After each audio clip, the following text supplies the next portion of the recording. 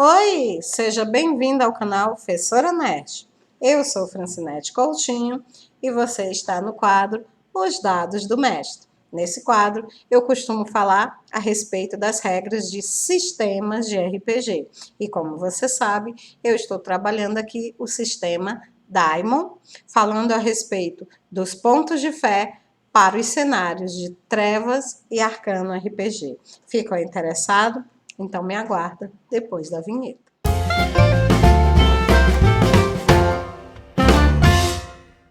Então, como você bem sabe, o sistema Daimon é um sistema que ambienta principalmente cenários de terror, né, sobrenatural.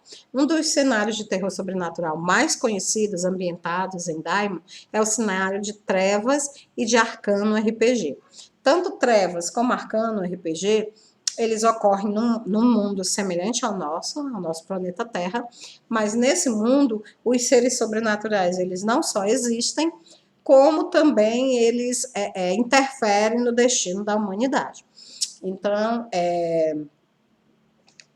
a diferença entre Trevas RPG e Arcano RPG é porque Trevas RPG ele seria mais genérico.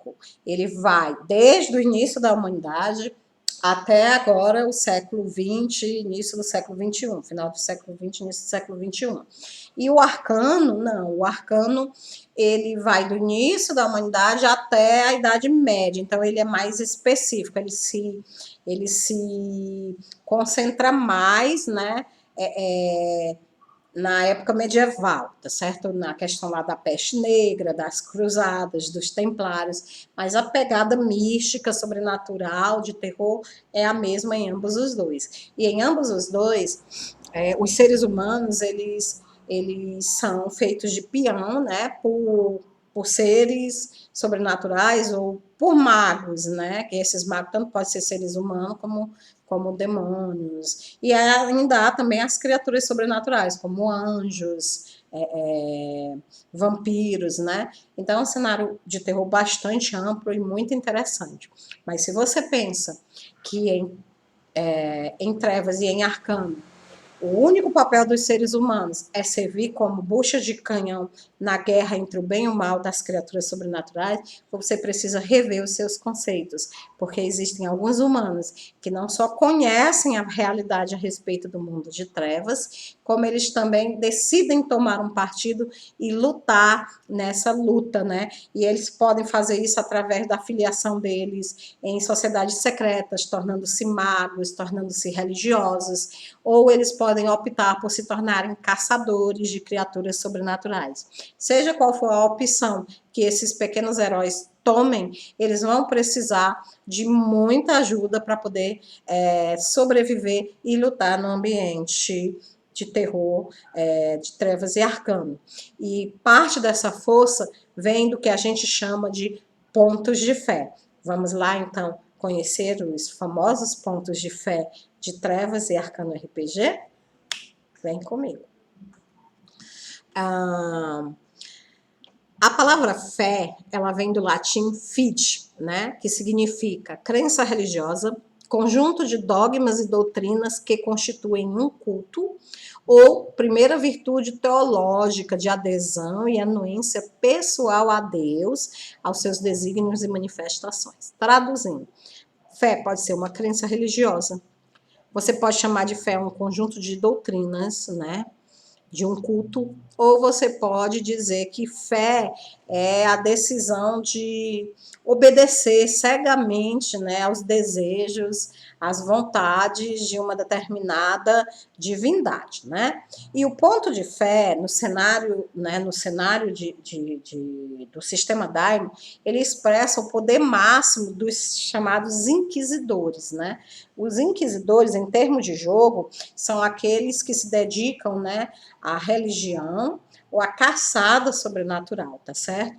A fé, ela representa os pequenos milagres que um aventureiro dedicado pode alcançar através da devoção a uma entidade. E neste jogo, na maioria das vezes, essa entidade é o Deus católico, né? É o demiurgo, né? É o criador da Cidade de Prata.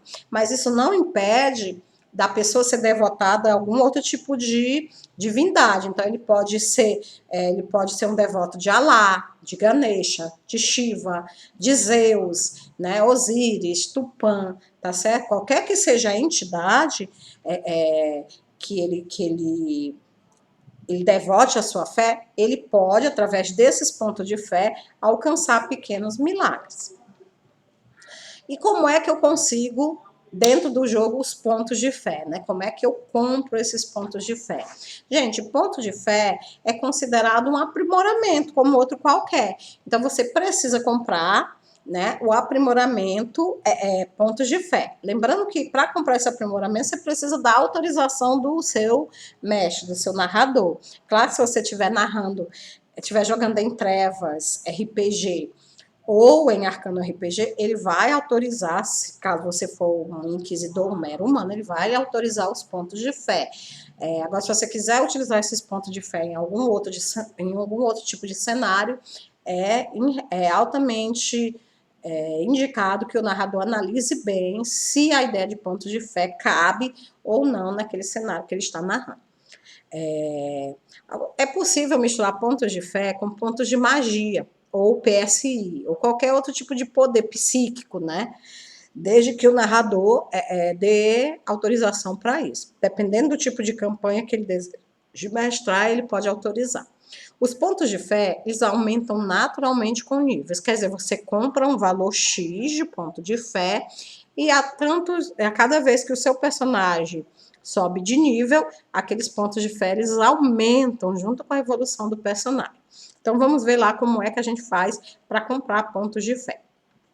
Por um ponto de aprimoramento, eu sou um seguidor, né? Como seguidor, eu tenho um ponto de fé e a cada 2 níveis de evolução eu ganho mais um. Vamos supor que eu não quero começar como seguidor, eu quero começar mais forte. Então, eu posso gastar 2 pontos de aprimoramento para ser um fiel. Um fiel, ele começa com 2 pontos de fé e ele ganha mais 1 ponto de fé a cada 2 níveis, tá? Então, um nível ele ganha, outro nível ele não ganha. Um nível ele ganha, outro nível ele não ganha. Vamos supor que eu quero mais, então eu gasto 3 pontos para ser um entusiasta. O entusiasta, ele começa com 3 pontos de fé e mais um por nível. Antes era a cada 2 níveis, agora é um por nível, mostrando que o entusiasta ele tem bem muito mais fé do que o fiel e o seguidor. Se eu gastar 4 pontos, eu já sou um fanático. O fanático, ele inicia com 5 pontos de fé e ganha mais um por nível. É muita fé, viu, gente? E 5 pontos, eu sou um radical, tá? Então, sou capaz de queimar alguém na fogueira, né? Se meu Deus assim determinar que é para ser feito. Como radical, eu inicio com 7 pontos de fé e ganho mais 1 ponto a cada nível de evolução. Evidentemente que à medida que eu for jogando em determinadas situações, eu vou poder utilizar esses pontos de fé para operar pequenos milagres. E aí eu vou gastando esses pontos de fé. Mas esses pontos de fé, eles podem ser recuperados. Como que eles podem ser recuperados? Eles podem ser recuperados através de orações. Às vezes o personagem também vai precisar de repouso absoluto. Ele não vai poder orar em qualquer lugar, tá? Ele vai precisar de repouso absoluto, ele vai precisar de silêncio enquanto ele estiver orando. Em termos de comparação, você tem que assumir que um personagem ele recupera 1 ponto de fé para cada meia hora rezando. Então, se eu rezo meia hora, eu recupero 1 ponto de fé. Se eu rezo 1 hora, 2 pontos de fé. E assim sucessivamente. Isso, claro, se for feito em um ambiente calmo e tranquilo e de preferência, tá? Logo após ele acordar, né? Porque ele tá com a mente bem livre, bem, tá? Interessante para ele. Evidentemente que esses milagres, né, que são oferecidos ao jogador que tem pontos de fé, eles só são oferecidos a esse jogador por causa da devoção que ele tem a determinada entidade ou Deus. E essa devoção, evidentemente, que vai ter que ser provada por ele. Como é que ele vai provar essa devoção? Bom, os pontos de fé, eles estão diretamente ligados à devoção, tá certo? Então, se o personagem ele não cumprir as regras defendidas pelo Deus ou pela entidade, ele acaba ficando sem os seus pontos de fé. o mestre deve levar muito a sério a doutrina escolhida, pois quanto mais pontos de fé o personagem possuir, mais dedicado àquela religião ele deve ser. Então, vamos supor que o cara seja um devoto do Deus cristão. Aí você sabe que o Deus cristão ele tem lá os 10 mandamentos que não podem ser infringidos, mas o cara foi e acabou, por exemplo, praticando o pecado da fornicação, né? Ele fez relações sexuais fora do casamento, que é proibido pela divindade lá. Então, mas no caso das fornicações, nem tanto porque não está entre os 10 mandamentos. Vamos pegar o adultério mesmo, né? Que é cobiçar a mulher do próximo. Perfeito. Que é o 10º mandamento. Ele não pode fazer isso. Mas vamos supor que ele acabou fazendo, né? Porque a carne é fraca, né? E tudo. Aí ele tem que. Ele vai perder, tá certo? Os pontos de fé dele. Durante o tempo que ele estiver em pecado, não poderá realizar nada com seus pontos de fé. E aí, para poder resolver isso, o que é que ele tem que fazer? Bom, o livro não é bem específico, eu procurei no Arcano, eu procurei no Trevas, tá? Até nos Inquisidores, que é um suplemento, né, do cenário, e não encontrei nenhuma regra fixa. Todos eles dizem que fica a cargo do narrador. Então, o narrador é quem vai dizer o que é que aquele cara tem que fazer para poder recuperar os pontos de fé dele. Mas no caso que eu falei, né, do cara que cobiçou a mulher do outro e que era cristão, como a gente sabe, né, a Igreja Católica, né, ela pregou um monte de regras, né, para a purificação. Por exemplo, o cara tem que fazer a confissão, e aí depois que ele faz a confissão a um padre, esse padre vai determinar uma pena, né, que ele tem que cumprir, uma penitência, e após cumprir essa penitência, o pecado dele é perdoado. Então, se o cara cobiçou a mulher do outro, ele vai numa igreja, ele vai fazer a oração lá, dizer que está arrependido, aí vai rezar tantos Pai Nossos e tantas Ave Maria, e aí o narrador vai determinar se em um dia, em 2 dias ou imediatamente ele pode voltar a usar os pontos de fé. Se for uma outra religião que não seja cristã, aí narrador use a sua criatividade. Ah, mas eu não tenho conhecimento, por exemplo, do Islã, eu não sei como é que faz lá. Use a sua criatividade, né? Ah, determine que ele vai ficar 1, 2 dias sem usar os poderes dele, mas que como ele fez, ele cumpriu todo o ritual lá de purificação, depois de 2 dias vai voltar. Use a sua criatividade, tá bom? O importante é que você faça ele perceber que se ele não cumprir a devoção que ele tem pela divindade, ele vai perder os pontos de fé. Não deixe ele achar que aqueles pontos de fé ali é dele para sempre e que, eu sou devoto do Deus cristão, tenho 4 pontos de fé, posso sair por aí matando qualquer um inocente que não cometeu nenhum tipo de pecado. Não deixe ele pensar dessa maneira. Faça ele ver que os pontos de fé estão ligados à devoção que ele tem àquela divindade que ele escolheu, tá bom? Beleza? Vamos lá então, vamos continuar falando a respeito dos pontos de fé. Para que servem os pontos de fé? Como eu falei no início desse vídeo, para operar alguns milagres. E aqui eu trouxe todos os milagres que você poderá realizar com os pontos de fé, tá bom? Então, mesclei milagres tanto do manual de trevas como do manual de arcano, cobri tudo, tá? Então, eu tenho aqui os principais, não, eu tenho aqui todos os que desses 2 livros, todos os pequenos milagres que o ponto de fé pode fazer. Vamos lá conhecê-los? Começando com afastar mortos-vivos. Por meio dos pontos de fé, o personagem pode usar um amuleto para afastar vampiros, demônios, espectros ou outras criaturas malignas. Para tanto, ele anuncia quantos de pontos de fé ele está utilizando e testa a will mais XDC, onde X é igual ao número de pontos de fé empregado. Vamos imaginar assim, então. Vamos imaginar que ele tenha uma will 12. Força de vontade, will, né, gente? 12. Ele tem a força de vontade de 12 e ele está gastando 3 pontos de fé. Então, ele vai testar 12 mais 3d6. Ele joga os 3 dados, soma o valor dos 3 dados. Vamos supor que deu 12. Aí ele pega os 12, soma com os 12 que ele já tinha, 24, tá? É o valor é o valor da will deles. Essa will vai ser testada contra a will da criatura que ele está tentando afastar. Que tipo de teste vai ser esse? Vai ser um teste básico, né, de atributo contra atributo. Se você não sabe como faz esse teste, eu deixei aqui no link, tá aqui o link no card, você vai lá dar uma olhadinha no sistema, né, de testes de Dharma, lá explica bem direitinho como é que faz o teste de will contra o will, tá bom? E é dessa forma que, usando pontos de fé, você consegue afastar os mortos-vivos. Testa a sua will de fervoroso contra a will da criatura. Para saber qual é a sua will, né, de fervor, você pega a sua will de verdade mais xd6, onde o x é igual ao número de pontos de fé empregado, tá bom? Deu para entender? Beleza.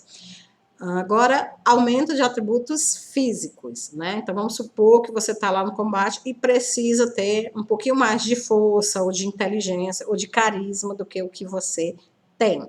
Você pode aumentar um atributo físico em um D6 durante algumas rodadas. Então, você quer aumentar um D6 nos seus atributos, você joga lá o dado, vamos supor, deu um 5, aí você aumenta 5 no seu carisma. Seu carisma era 11, mais 5, agora você tem carisma 17. Todos os testes de carisma, por algumas rodadas, irão ficar, né, submetidos ao novo valor do carisma, que é 17. Se você quiser 3d6 rodadas, ou uma cena, de acordo com a vontade do mestre, né? Esse efeito pode durar. O mestre quiser determinar, olha, eu vou jogar aqui 3d6 e o valor que der é o número de rodadas que o seu atributo vai ficar. Ou então, para não ter esse aborrecimento, o narrador pode olhar e dizer logo, ó, vai durar a cena inteira. Pronto, vai durar a cena inteira. E para isso, você só vai precisar gastar um ponto de fé, tá certo? Mas, detalhe, você só pode aumentar um atributo por vez. Então, eu tenho um bocado de ponto de fé, eu vou aumentar a força, a constituição, a agilidade. Não pode. Você só pode aumentar um atributo por vez, tá bom? Aumento milagroso de atributo. Ele é semelhante ao aumento de atributo físico, mas com a diferença que o personagem pode gastar mais de um ponto de fé em uma única rodada, tá? Então, esse aqui sim, eu posso gastar 2 pontos de fé, 3 pontos de fé, mas ainda vale a regra de que só pode aumentar um atributo por vez, tá? E os efeitos duram apenas para um teste. É um teste apenas, você não pode manter várias rodadas ou a cena inteira, tá bom? Então, assim, quando você precisa realizar uma ação, né? Aí você apela para o aumento de atributos milagrosos. Ativação de itens mágicos. Alguns itens mágicos, em especial aqueles criados pelos seres da Cidade de Prata, requerem pontos de fé para serem ativados ou utilizados. Você tem um medalhão que ele permite você ficar invisível. Você vai ter que utilizar ponto de fé para ativar o efeito da invisibilidade do seu medalhão, tá certo? E somente pessoas com fé podem utilizar tais artefatos. Alguém roubou o artefato de você, mas o cara não tem fé em nada, ele não vai poder utilizar aquele artefato, tá bom? Outro pequeno milagre que os pontos de fé pode fazer é o bênção. O personagem ele pode abençoar um grupo de aventureiros. Até 6 pessoas por cada ponto de fé. Então, eu gasto um ponto de fé e lanço a minha bênção sobre 6 pessoas. O que é que ela concede? Ela concede um bônus de mais 5% em combate, na defesa, durante uma cena. Então, se eu abençoo um grupo que está comigo, aqueles que tinham 40 de defesa fica com 45, quem tinha 45 fica com 50, quem tinha com 50, 55, e assim sucessivamente. Para cada ponto de fé, eu abençoo 6 pessoas, os 5% só podem ser utilizados na defesa e o efeito só dura uma cena. Tá bom, pessoal? Controlar mortos-vivos. Eu não posso afastar os mortos-vivos, né? Mas se eu quiser também, eu posso controlar esses mortos-vivos. Assim como se eu fosse um necromântico, como se, né, eu tivesse poder sobre eles. O teste funciona da mesma maneira, mas o clérigo, ele passa a comandar as criaturas durante uma cena. Então, as criaturas vão atacar em meu nome, vão pegar objetos para mim, vão fazer alguma coisa que eu quiser que elas façam durante aquela cena. Tá bom? Conversar com pássaros e animais. Muitos santos na mitologia católica, eles eram capazes de entender os animais. Com o gasto de um ponto de fé, o personagem é capaz de conversar com um animal durante um curto período de tempo. E aí o animal ele vai passar informações para esse conjurador, tá? Ele vai informar se ele viu alguém, ou se alguma coisa estranha aconteceu naquele lugar, ou se ele sabe onde se esconde, onde está guardado determinado objeto, tá? Então, de vez em quando, esse milagrezinho ele é bem útil. Outro efeito do ponto de fé é o efeito de cura. Um personagem com ponto de fé ele pode gastar um ponto de fé para curar um D6 pontos de dano em si mesmo. Então, ele gasta um ponto de fé, aí ele joga o D6, o valor que der no D6 é o valor de pontos de dano que ele vai curar, tá? Ele pode chegar até o máximo de um ponto de fé por dia. Tá? Você pode gastar um ponto de fé por dia. Ou 2 pontos de fé para curar um D6 PVs. Tá bom? Em outra pessoa. Então, eu posso gastar um ponto, jogo um D6 para curar a mim. Mas se eu quiser curar um D6 em outra pessoa, eu vou gastar o dobro, eu vou gastar 2 pontos de fé. Eu tenho que tocar essa pessoa, tá? E, inclusive, esse toque ele pode ser feito em plantas e animais também, tá bom? Não só em seres humanos. Criação de água benta. Pontos de fé pode ser usado para criar água benta a partir da água pura do orvalho. Então, tá caindo água da chuva, eu posso pegar uma quantidade de água num frasco e faço uma oraçãozinha lá, aí pago um ponto de fé e aquela água ela passa a ser água benta. Isso é muito útil, por exemplo, quando eu estou lutando contra vampiros, né, que tem sensibilidade, vampiros não, desculpa, demônios, que tem sensibilidade à água benta.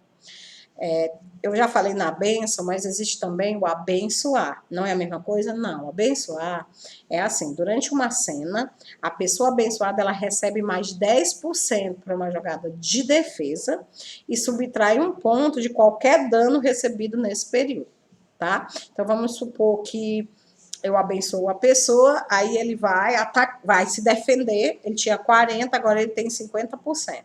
Se ele sofrer dano, ele sofrer 5 pontos de dano, ele só leva 4, porque um ele já absorve na hora, tá bom? E isso não é cumulativo, quer dizer, eu não posso juntar abençoar com bênção. Se eu já joguei a bênção sobre alguém, eu não posso jogar abençoar sobre essa mesma pessoa, porque aí não acumula, tá bom? Outro milagre que pode se fazer com ponto de fé é o comando. O comando ele custa 1 ponto de fé e ele permite ao clérigo emitir uma ordem em voz alta. Tipo assim, largue, corra, pare, solte, durma, etc. Ele diz uma única ordem em voz alta e o alvo faz um teste de will versus a will do clérigo. Então, vou pegar o will da criatura, da pessoa, vezes a minha will e fazer um teste comum de atributo. Caso ele fale, caso a pessoa que recebeu a ordem fale, ela vai fazer exatamente o que eu mandei. Então, eu tenho um demônio lá querendo me atacar, aí eu uso o comando. Largue, pare, solte, fuja, corra. Eu faço um teste do meu will contra o will do demônio, e se o demônio perder, se eu ganhar, ele sai correndo, ele larga, ele faz o que eu mandei ele fazer, tá bom? A vítima ela precisa entender a ordem e nenhum comando pode durar mais do que uma rodada. Então, fica difícil, por exemplo, se eu estiver dando uma ordem para um demônio que não fala a minha língua. Ele não vai entender, então não vai poder obedecer.